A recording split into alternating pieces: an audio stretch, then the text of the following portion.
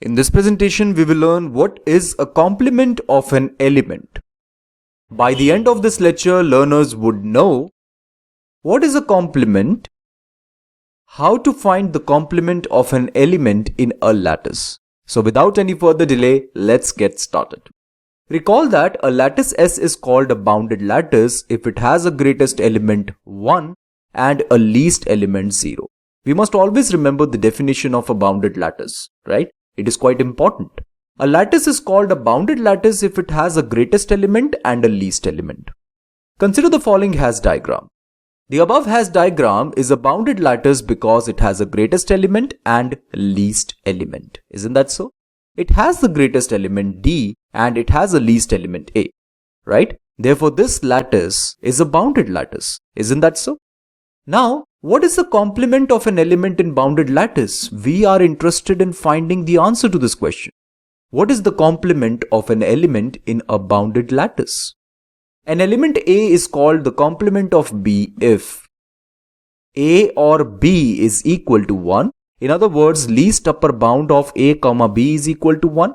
This means least upper bound of A comma B must be equal to the greatest element, and A and B must be equal to 0, which means greatest lower bound of A comma B must be equal to 0, or greatest lower bound of A comma B must be equal to the least element. Okay, this is the definition of a complement. A is called the complement of B if A or B is equal to 1 and A and B is equal to 0. Always remember that. Now, let's consider this particular example. Consider the following Hash diagram. What are the complement or complements of B? We want to find the complement or complements of this particular element B. There can be more than one complements. Okay, so let's just find them out. Let's find out the complement of B using trial and error method. We will use trial and error method to find the complement of B. Let's say C is the complement of B. Let us suppose that this element is the complement of B. For this, according to the definition of complement, C or B must be equal to 1 and C and B must be equal to 0. Or we can say that C or B must be equal to D because D is the greatest element. C and B must be equal to 0 because A is the least element, right? We can clearly see that C or B is actually equal to D, right? You can see that the least upper bound of C and B is equal to D and greatest lower bound of C and B is equal to A. Therefore, it is true that C or B is equal to D and C and B is equal to A, right? Therefore, C is the complement of B, right? The definition is satisfied, hence we can say C is the complement of B. Now, there can be more than one complements of a particular element. So let's just find out whether D is the complement of B or not. Let's say D is the complement of B, okay? Then according to the definition of complement, D or B must be equal to 1, D and B must be equal to 0. Now let's just find out whether D or B is equal to 1 or D and B is equal to 0 or A or not. Let's see this. We can see that D or B is equal to D. In other words, least upper bound of D and B is actually D.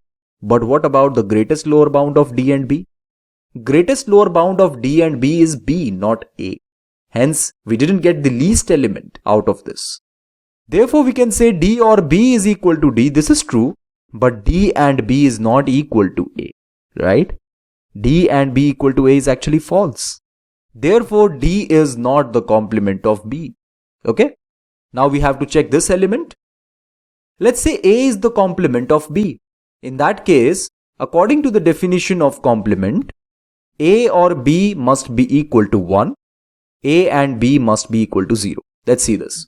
You can see over here that least upper bound of A and B is B and greatest lower bound of A and B is A, right? A or B is equal to D is actually false, right? A or B is not equal to D, but A and B is equal to A, right? Therefore, again, A is not the complement of B. Isn't that so? Because this is not satisfied. Hence, there is only one complement of B, which is C. there is only one complement exists for B, which is just C. Okay. Is it true that B is also a complement of C? Now this is my question. Is it true that B is also a complement of C? Let's see this. According to the definition, an element B is called the complement of C if B or C is equal to 1 or B or C is equal to D in this particular example, and B and C is equal to 0 or B and C must be equal to A. Can we say that B or C is equal to D? See this. B or C is obviously equal to D. You are just changing the order. Here instead of saying C or B, we are saying B or C. They both mean the same. Isn't that so?